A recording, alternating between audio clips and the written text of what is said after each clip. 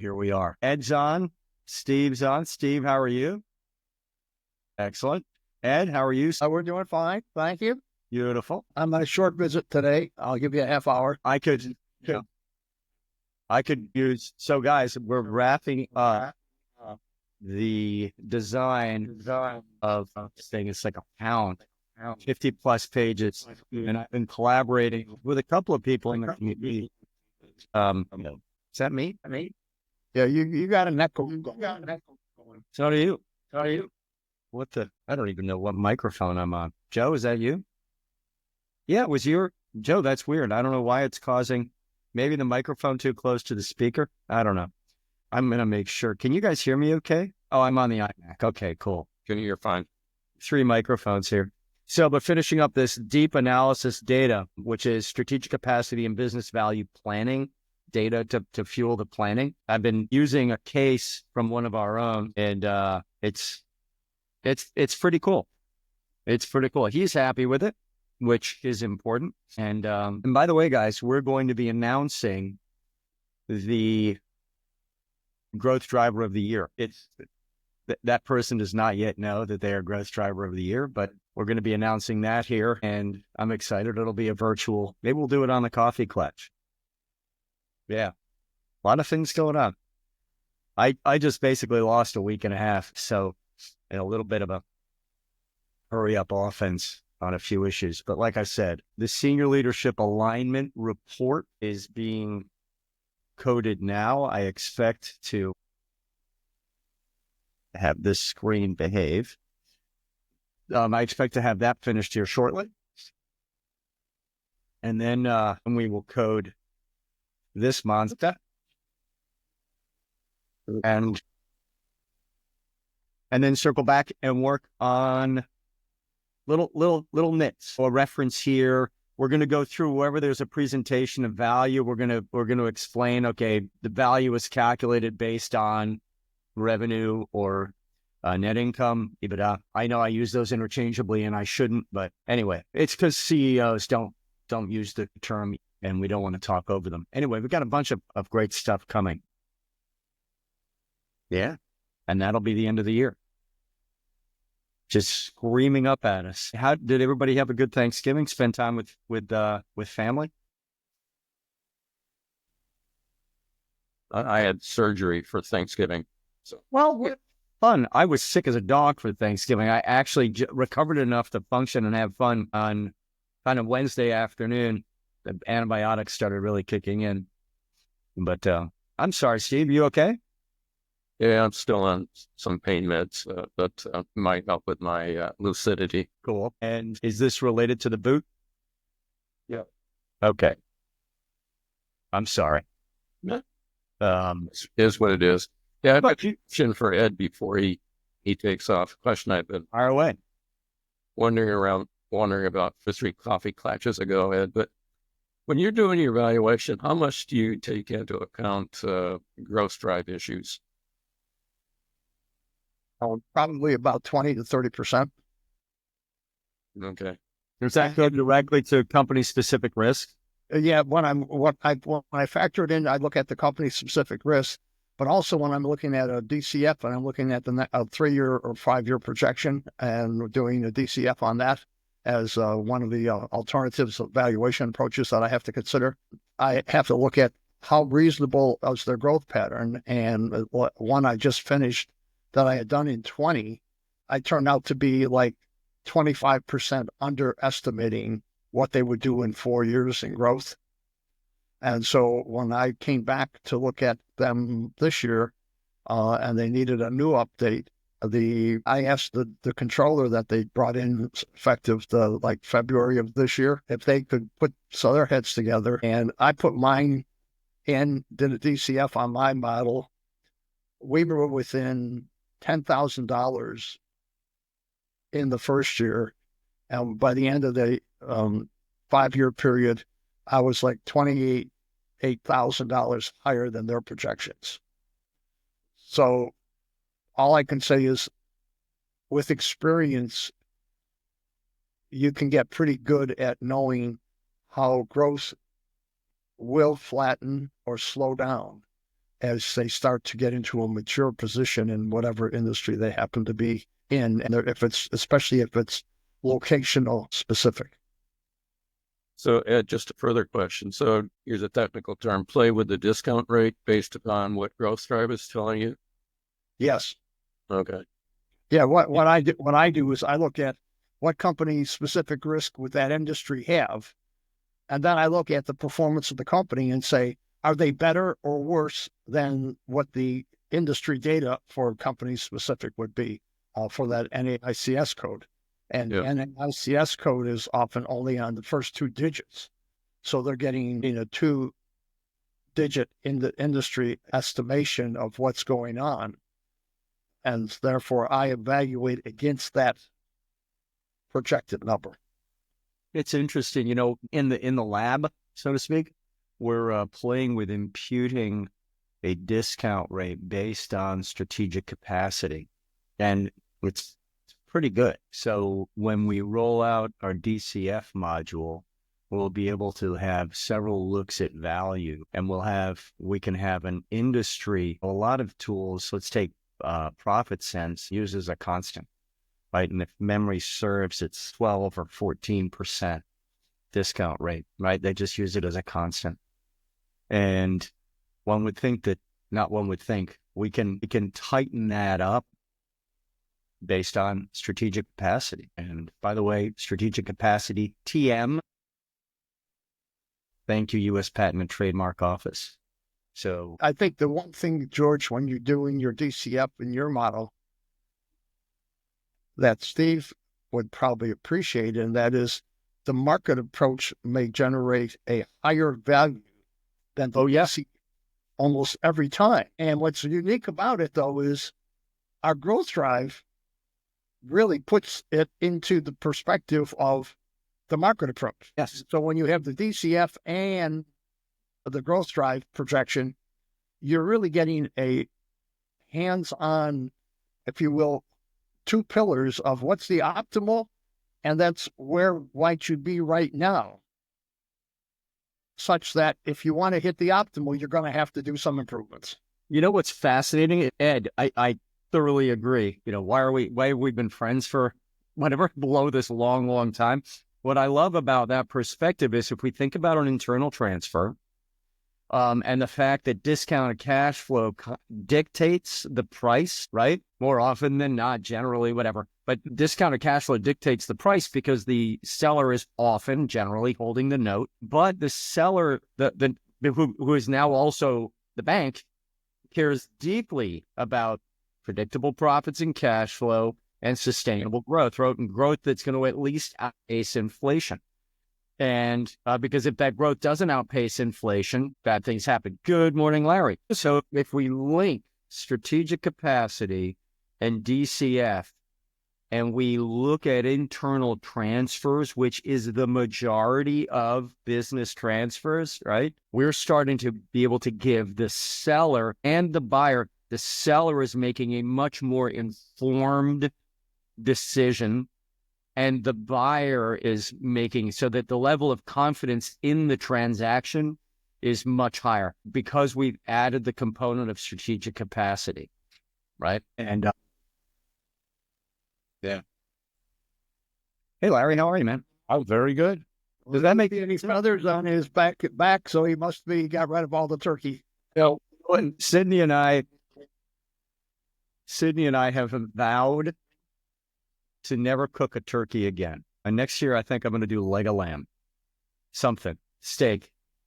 I mean, Chinese. The turkey was great, but who would say that turkey is their favorite meal? There are a lot of things I love about okay, Larry, well, I'll cook you a bird. Because I went to one Thanksgiving that had no turkey. I still haven't recovered. What? I went to one Thanksgiving that did not have turkey. And you're still traumatized? Love turkey. Cool. Well, we drive Brian. How did you do yours? We went to my sister-in-law's. She did a great job. Whatever she did, it was perfect. It was great. I made the stuffing and the cooking. Yeah. We've cooked it for many years. This is our first time not making Thanksgiving in a while. So it was great to go somewhere else and let them do a lot of the work. Yeah. To add to that comment earlier, George, about the evaluation and the discounted cash flow, I think especially the internal transfer, they're going to know they're going to take a haircut. I mean, it's just philanthropically, and by doing so, you're actually I bought companies this way, and as a buyer, and my father was the exeter, he was willing to take a haircut, and I felt gratitude. And also, there's something about when you buy something and increase your shareholder value the minute the ink is dry in everybody's mind, right? It's still, still something there about the incentive to then feel like, everybody, it's a win-win. So that internal transfer piece of it, acknowledging that, it is probably worth more than what you're selling it for. But yet you also have a cleaner exit. You're getting a lifestyle going forward, hopefully out of the unit, and for them to that's the only way you're going to cash flow yourself out of the situation. And the tax benefits are huge to string that out versus taking a lump sum, right? Yep. So, yeah, there's no question. I think, Joe, you make a very good point about the psychological impact of knowing that you've kind of signed the deal and made money. And that the motivation is absolutely there, especially if you can have some accelerator discounts in the deal. So, yeah. What was the start point of this conversation linking discounted cash flow and strategic capacity?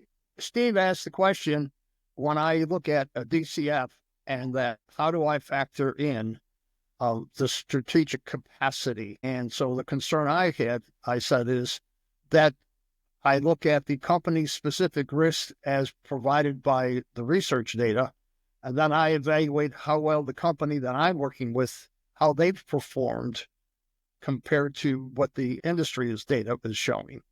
And so I factored in the company's specific risk when doing a discount cash flow. And then I commented and said, but when you have the strategic capacity, you're basically getting the optimal, and discount cash flow is telling you where you probably are right now. But the discount cash flow may be able to be worked on, to be improved, to move closer to strategic capacity, and that's the opportunity of the growth drive.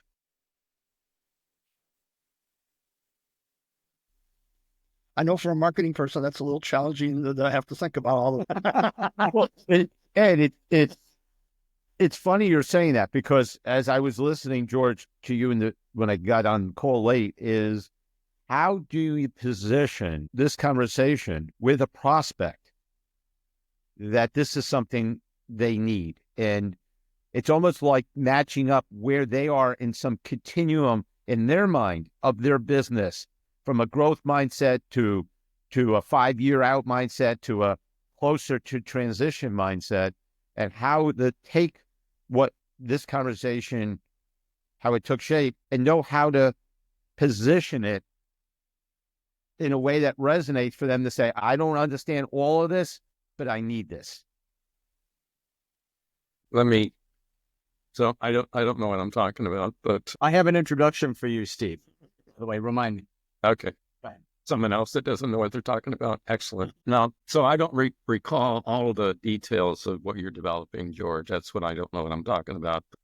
You've got I forget what you call it, the tool where you benchmarking, where you look at if you increase strategic capacity by X, that's what the valuation. Yeah, in simulator. Yeah. Simulator, that's it. So I think that's part of the discussion, Larry, is looking at, like, potentially looking at the simulator, and even just the initial look-see out of, the first look, where you've got your value today is this, but if you fixed everything, your value you've got this gap that you could close. So it's explaining here you are today, but you've got a bunch of money sitting on the table that you haven't taken advantage of. And if you do these XYZ things, then you're going to have a much more valuable asset. Yeah. And it's interesting, in simulator, Eric Owen and I know he hasn't been in the coffee Klatsch yet. Those of you who are at the summit met him. He's a great guy, the thinker. And he had a suggestion for an additional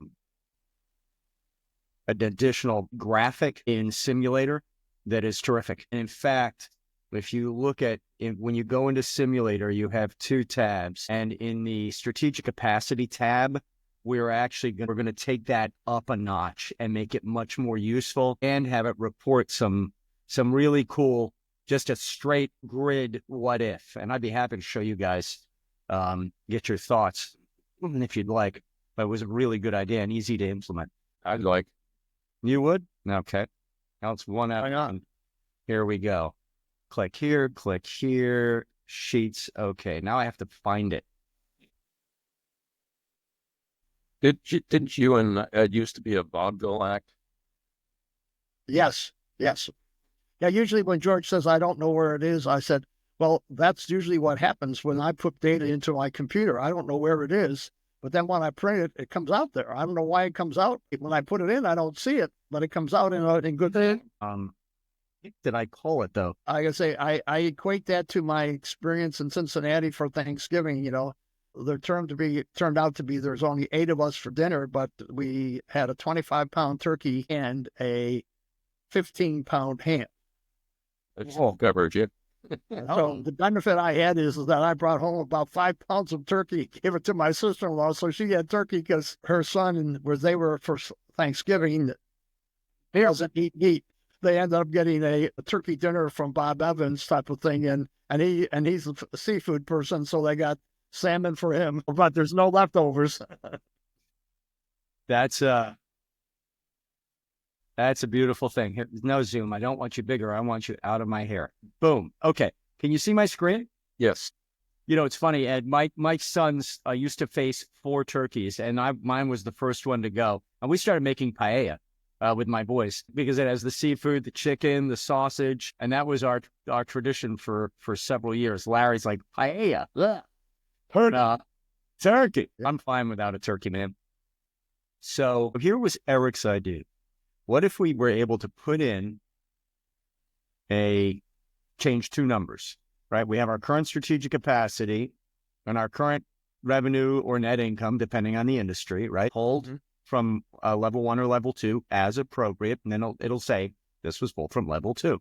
And then a compound annual growth rate of revenue. And I'm going to allow people to go 0 to 50. Because as we get into more mature companies, I mean, when, an early stage company, it's easy to go from $1 to $2, but going from $20 million to 40 is a different animal altogether. And then strat cap increase. And I think anybody who says, well, we can increase strategic capacity by more than 10%, maybe I'll move that ceiling up a little bit. 10% is a big lift. This is logarithm. That's a big lift. That's a big, if you play with level 1 and you'll see it is a big, big lift. And in level 1, you have it easy, right? You're only moving a few levers.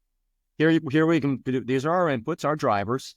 And then here's the year 1 revenue. So here's the impact this is going to have on revenue. And then here's the transferable value.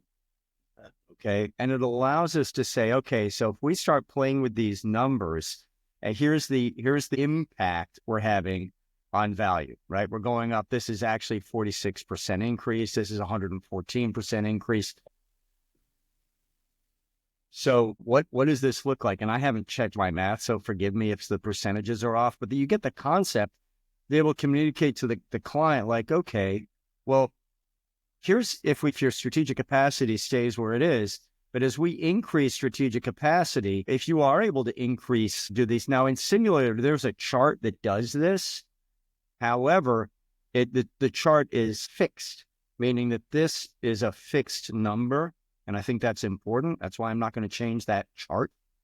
But here we're able to say, all right, well, if we increase your strategic capacity by 10% a year for 5 years, you're going to go from a 54 to a 79. A 79 is a killer company, one that anyone would want to run. And, we will have taken your value from 650,000 to 1.4 million. Wow, George, this is awesome, George. But what my view, the ability to take a case example of this on one page. And I think, Steve, this is kind of where I think you were also inferring here. This is when I was saying, how do you position this position? What could happen to a company that has a focused effort on growth, understands the elements of its strategic capacity, has a year-by-year plan to increase strategic capacity, and plan to grow revenue? This is great. Yeah, just to add on to that, the analysis tool that I use, you're familiar with, essentially has knobs you can turn, same as this, George. So you go twist the knobs to look at what if. And once you've done that, you go back and look under the hood and say, okay, this, a growth rate of X is plausible. Strategic capacity increase is plausible. Let's look under the hood and figure out exactly how we're going to do that. And then you can lay out the plan to make it happen. So yeah, this is spot on. And Steve, when you just said, I think the key transition is lay out a plan, you could even give a flavor for it from a case standpoint or an example of what might be some of the strategic capacity components, objectives, and key results that might get you from 54 to 79 and that revenue increase. And just giving an example of what might be without the full discovery to identify that yet. Yeah. And I think what we're doing is we're telling a story in a disc profile to their eye, what's possible. At the same time, what's doable, that this is doable over time. With your motivation, business owner, because you sound very motivated, you want growth. Here is a specific example over a reasonable 5-year period of what's possible, and with a good plan, what's doable. I'm searching for the words to use in positioning this. But George, whether this is in the simulator or on its own, sits on its own merit, this is powerful. I appreciate it. And what you see me doing down here is we'll have a second chart that just shows the percentages at the bottom so that as you play it. But and you need to be able to Larry's point and everyone's point, I guess, you need to do it. Not being able to turn knobs is good, but also at the end, before you get done, to apply a sanity check. Is it reasonable, to the example you used a few minutes ago, is it reasonable to go from 20 million to 40 million in a year? Probably not. So back and twist the knobs until you get to something that's reasonable. Well, and it's going to go in here. Here I am in simulator. By the way, guys, updated the buttons so you can always see where you are. I mean, you can see because it's a title, but in the context, we updated the buttons. So down here, we're going to say, okay, we're going to increase your strategic capacity by 10%. I'll go all the way down to chart 5, or maybe chart 4. And here's a 10% annual strategic capacity.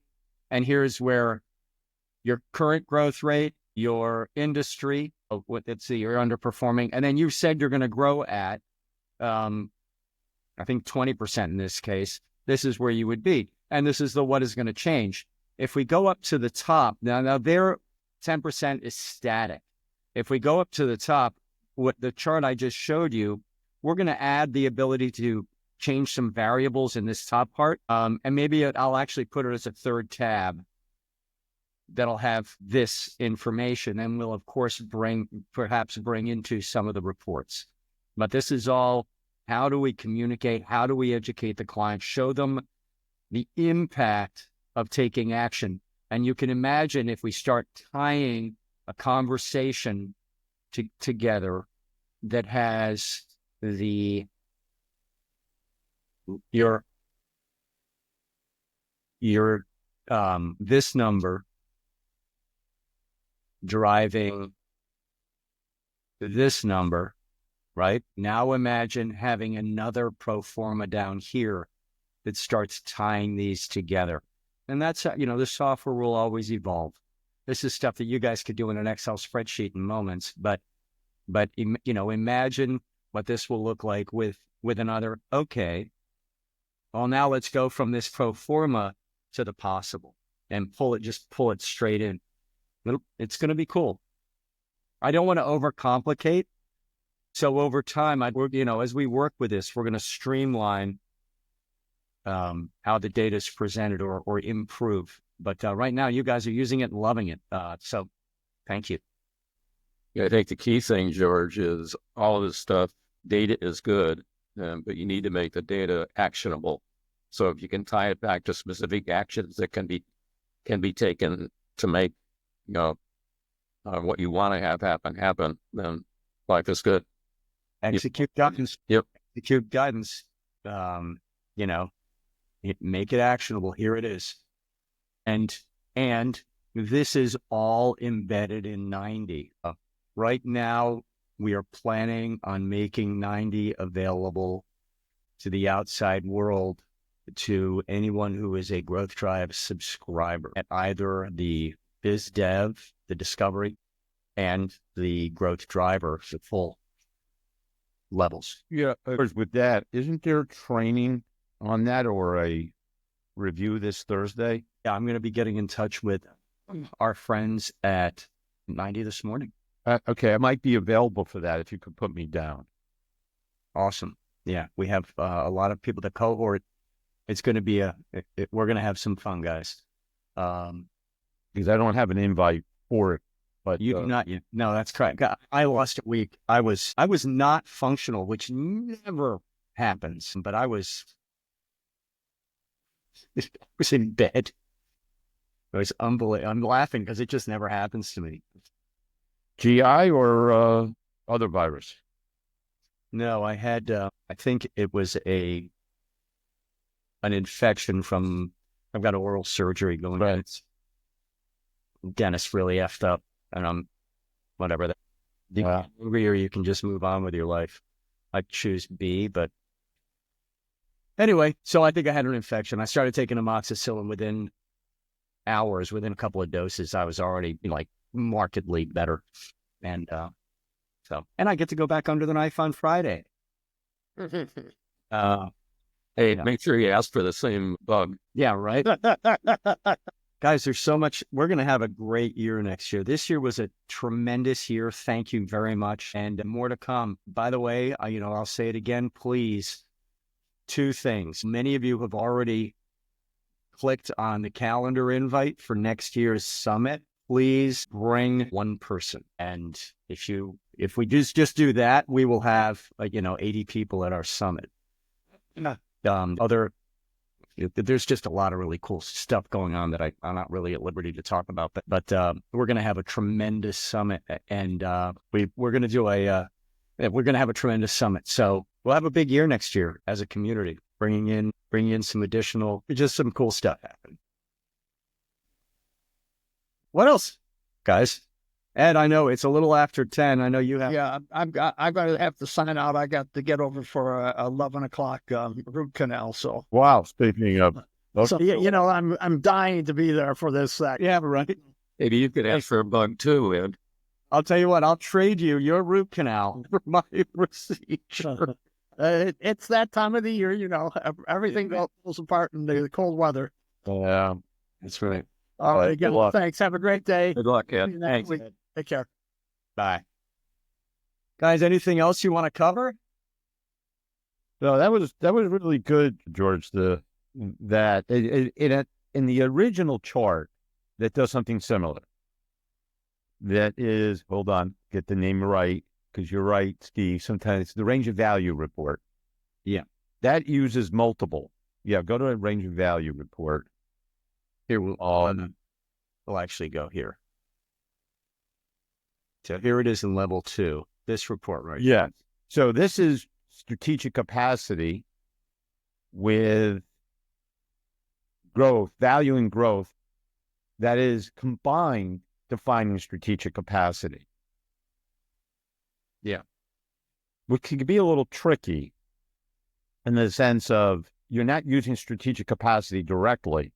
You're inferring it through value and growth. What I like about what you just showed us is using strategic capacity straight up, which is a intellectual property differentiator of Growth Drive. Yeah, I think before you came on, I said, we're now TM. Thank you, U.S. Patent and Trademark Office. I've asked Izzy to go and add the TM all, throughout the website, and clearly wrote a book on the damn topic. But yeah, we're strategic capacity is, it's our term. It's the term of this community. But Larry, I'd like to tighten up something you just said. The current transferable value is driven directly by strategic capacity. What the chart helps us do is to say, okay, listen, Madam Business Owner, strategic capacity has two elements, and you need to understand how those are considered separately in determining the value of your business. And so you can have a business that has very high growth capacity, but has low value capacity, right? Which means that the confidence, the M&A preparedness, like in due diligence, you're going to get a deeper discount if you even survive. Like low value capacity is entering due diligence with low value capacity is a recipe for a lot of heartache. Similarly, we can have a business with a very high value capacity, but low growth capacity, and the business isn't going to be worth boot. I mean, it's like we can prove that we're not generating sustainable growth. That's what you're essentially saying. Here, we're generating sustainable growth, but we can't prove it, right? Here are your two corners. If you're generating sustainably growing free cash flow and can prove it, can instill confidence in a buyer, then you're going to be you're going to be operating up in this zone, which is why we got rid of the yellow dot and the yellow square. Gone. Because we want to talk about where you are. So this 17 million is kind of in here, right? And that's great. That's the conversation. So Larry, I just wanted to No, I like that, George. I do, and I appreciate that. And I like the idea that the dot's not there. I thought it was confusing. And I think to be able to tell a better story, to look at the current transferable value, the 17 mil, and then tell the story. I think you got to measure up your client or prospect. Here we're dealing with 3 capacity scores. The other chart is how I think a business owner thinks more like 1 score, strategic capacity, and then how you see revenue growth year over year, based upon profit margin, leading to transferable value growth. I think it's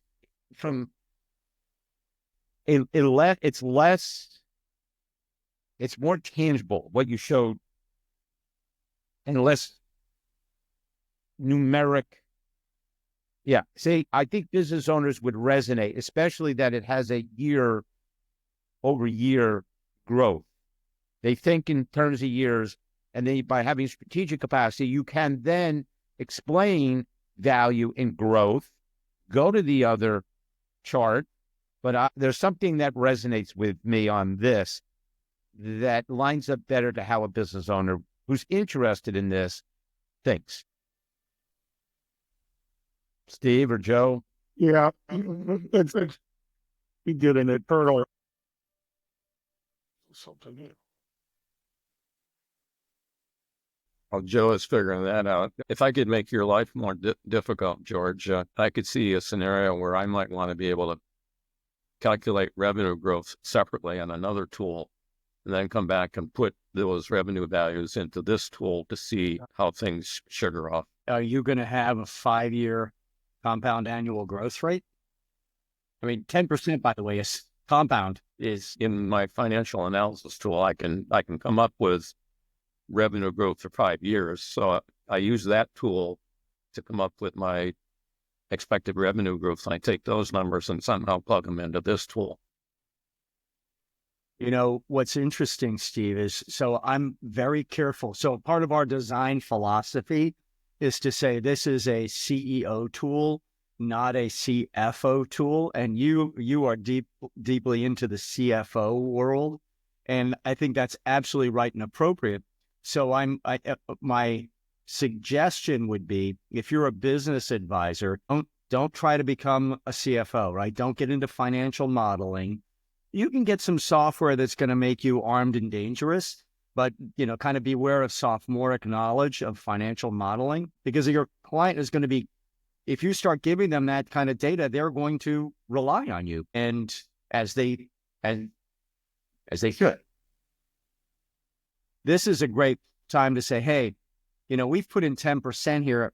maybe we should be talking to your controller, a fractional CFO, to someone who can validate, who can start looking at different revenue growth, profit growth, and cash flow growth analyses, and then we can true up this number. So right now we're going to, you know, we're going to spitball this number, but this is something we're going to want to put some diligence on. And that's a training issue. I can train, we'll just train to say, hey, Larry, you're not a CFO, use a number and we'll provide some guidance here. But you're going to want to if you're going to start planning on this, let's start planning using data, good data. And that we need to bring in a CFO. It's worth the shekels that we would be my argument. Now, Steve, you happen to be armed and dangerous on both sides of the fence. The other thing I could do, short of what I just suggested, is just use my other analysis to inform what number I ought to put in for the CAGR. Exactly. That's exactly what I'm suggesting. Yeah. And if there's someone in the community watching this, talk to Steve. It's not free, but hire Steve to run this analysis. We have a lot of fractional CFOs in the community. Steve, you happen to be here, and I'd love to steer business your way. So does that make sense? Yep. Yeah. Joe, go ahead. Fire away. Okay. So two things is the internal transfer usually is an average of a 3 years performance. Looking back, kind of feathering out maybe a down year. Oftentimes there's, this is part of that haircut thing we're talking about, right?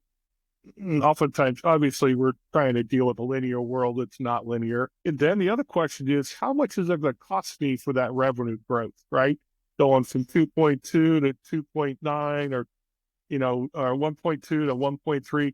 And one of the things that we were talking about, Ed and I was just presenting this the other day, and we think we owe it to the client to kind of estimate some of those other external costs that fall under the achieve part of the plan, right? Yeah. So as you start thinking about what are those costs associated with that growth, and could we give them some sort of budgetary number that wouldn't necessarily be you delivering that value, but kind of what things on it. We're going to need to spend some money on and recommend how many times you actually do a full audit versus review and all that jazz. But that's a one piece of the overall puzzle. So that's what I think would be really helpful to have that chart. But then, as advisors, we're going to add more to that, more our own spin to it. Absolutely, Joe. And you just hit on another great argument for hiring a fractional CFO, which is say, what is the net impact on cash? Because you can grow a business to death, right? Guilty, wildly successful, flying a business into the wall. So what is the net? That's the question. What is the net impact on cash? How much cash are we going to generate, and how much of that cash are we going to burn achieving our intent? And if we're going for additional cap raise, maybe a interim cap, second bite of the apple program. What would it take? What do we make sure we don't outspend the influx of capital? And then what evidence do we have that, going back to your question about that 8%, right? What's the right number? Because you got revenue falling out of the back end too. Then no one tends to remind themselves to say you do lose accounts periodically, hopefully not that much, but there's usually a 5 to 10% rollout on the back end of that dump truck, that you're going down the road. So that's, those are all things that you continue to bring.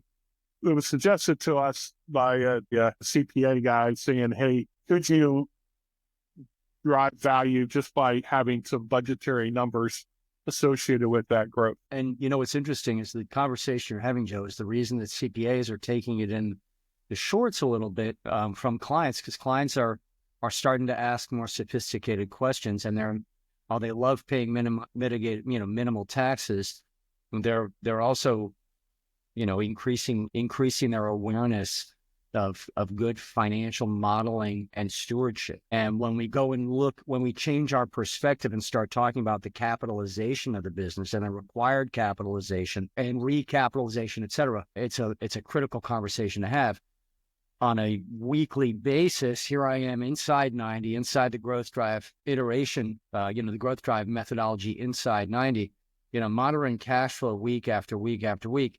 If we have our CFO who's saying, well, our cash is supposed to be X and it's Y, that wouldn't be appropriate for the scorecard, but that is very appropriate for the CFO to be monitoring, maximizing, communicating, and heck yes. Because in the second dimension, Joe, to your point, in the second dimension, in fact, I'm not going to leave, we're going to go to process. And when we look at the second dimension, we are getting a much more sophisticated, we're not just gathering financial data, we're creating budgets, we're forecasting performance that is audacious, right? If we're going to grow, if we push hard, where can we get to? And tracking actual performance back to the data module. This is where a CFO, you can get away with a controller if you're just trying to create predictable profits and cash flow, make the business easier to run. Controller, great. If you're going to grow, especially if you're trying to grow a bigger business aggressively, please get some help. Call Steve. Another issue that this raises, George, and it's beyond the scope of the. Hang on just a second. Just a second, Steve. Hang on. I just want to, but we're here. This is a perfect opportunity for everybody to put a takeaway module in here. They could click on a module that's pre-recorded by you to talk more about this into that financial budget, the mastery section. So learn more, then you go and you actually can, have a pre-recorded piece of technology, whether it's a tool that you use, whatever it is you're going to promote your own, this is how to customize your own presentation within as a practitioner, if you will. That's all. And they're coming, there are a bunch of videos here now, and we will add one video on each of the growth driving objectives. And those are teed up. I have them in the locker. You're right, Joe. And how do we, 90 was smart enough to make an advisor facing and provide a client facing. And we are recording videos that serve both. Here's how you can be a maximally effective advisor on this topic. And from the client, here's what the heck we're talking about. And what you should be considering. Yeah, man. Well, this is a extremely powerful piece of solution. And it also can be complicated and intimidating to most new growth driver guys. Well, we're going to. Sorry, Steve. Go ahead, Steve. Well, the other observation is that not all businesses can be grown to organically be grown to where the business where the business owner wants to get to. So if you do the appropriate analysis, which the appropriate tools allow you to do, then you can build in, okay, I can't get there organically because that's just unreasonable given my business model and business. Then I need to go out and buy something to add a large increment of value to my current organization. So that can be fleshed out as well. Yeah, that's a good point, Steve. Good point. Yeah. And that goes to capitalization. Heck yes. It's funny, Steve, you say that because the entire time we're looking at what we're talking about, I'm thinking of Tom, an owner of a $140 million distribution business. This would resonate with Tom.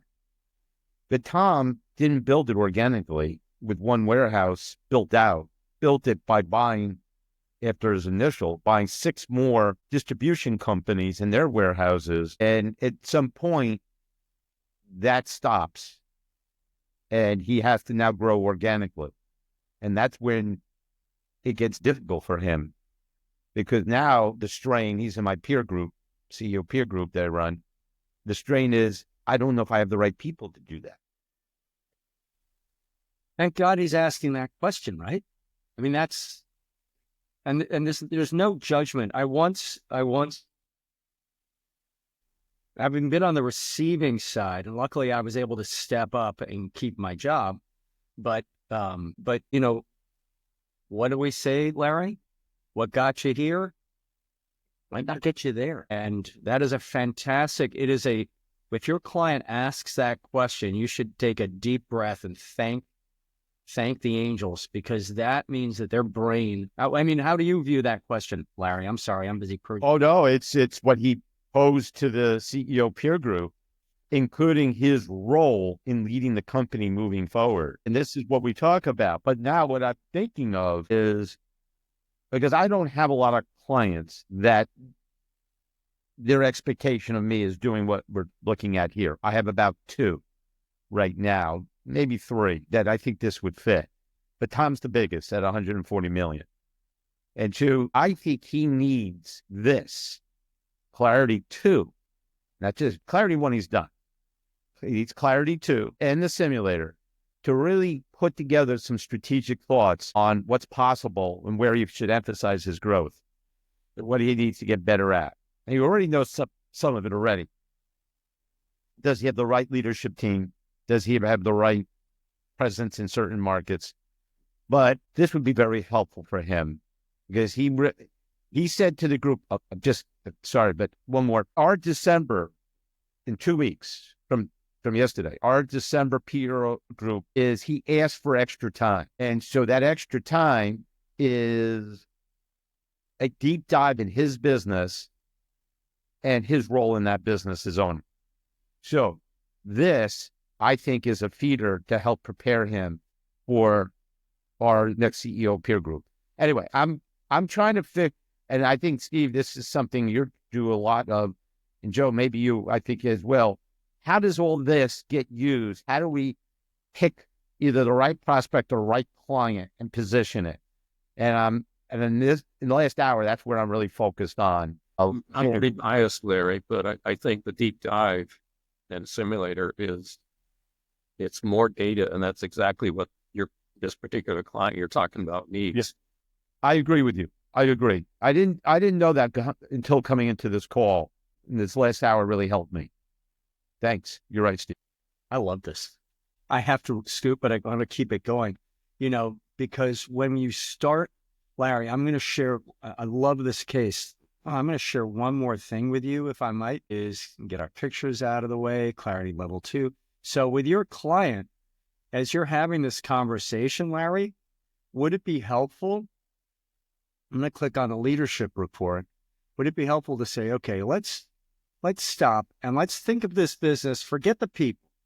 Let's think of this business in terms of the 4 major functional areas: executive, financial, operations, and revenue. And let's start talking about how we would organize. And when we start planning, how do we organize who's going to have primary accountability for which growth driving objectives, and is the person you currently have able to meet that accountability? And if they aren't, do they need to be coached up? Do we need to do they need to, or something more dramatic, or not dramatic, but something more permanent? Like if George can't be coached up to bring in $1 million a month, then we need the $1 million a month. We're going to need to have George play another role, leave the business, et cetera. And I mean, by the way, in a bad fit, people aren't going to be happy. So it's going to F up your culture. Beware. No one said any of this stuff is easy, but the flip side of that is, let's say you've got a superstar in one of these positions or 2 of these positions, then ask yourself, if you're the leader, what have I done to ensure that superstar stays with me? That's a great and point. And then let's start talking about, Steve, that's a great question. And let's start talking about the team here. I'm in risk. What's your leadership compensation look like? Is their comp plan going to motivate, reward, and promote loyalty, right? Long-term loyalty. And this part of the process, when you start saying, well, I like George, but I already paid George a lot of money, but I'm not sure George is my guy for the long term. Now, that's a conversation we need to have. Let's bring in Jeff Ketchum. Let's bring in someone who's a specialist in human resources, in executive performance planning. But if we're going to start creating phantom stock plans, deferred compensation plans, which are all very good, they're not inexpensive, but they're well worth the ROI is huge. We can power all of these conversations using the data and the thought that is inside this thing we call clarity. By the way, Larry, if it ever comes, you ever need it, I've got a colleague that does compensation for various positions in an organization. All right, guys, 10:30. This was a great conversation. Thank you. It's almost like this stuff is useful, Joe. Yeah. Almost as if it's used. Hey, George, real quick, this simulator, do we need to use the equity planning tool first? Because that's not something that I would do. You can use the simulator. Okay. You can use the simulator, and you should be able to use it. So we're making a change to make it so you can use it without completing level 2, but I'm pretty sure that has not been released. Okay. All right. So you're going to take strategic capacity from level 2, because that is a good consensus, that's like our best look at strategic capacity. Yeah. And now we can plug in the numbers. And by the way, I just did a case with negative numbers, and it's like, here's where you're going. And you guys have this grandiose growth plan. You're going to grow at 20% a year. You're losing ground. You've lost over 20% just in the last year. And that was on top of a 12% loss. Not loss, right? They're still profitable, but they're losing gross revenue. Right. They're not bringing in enough cases. So. All right. Excellent.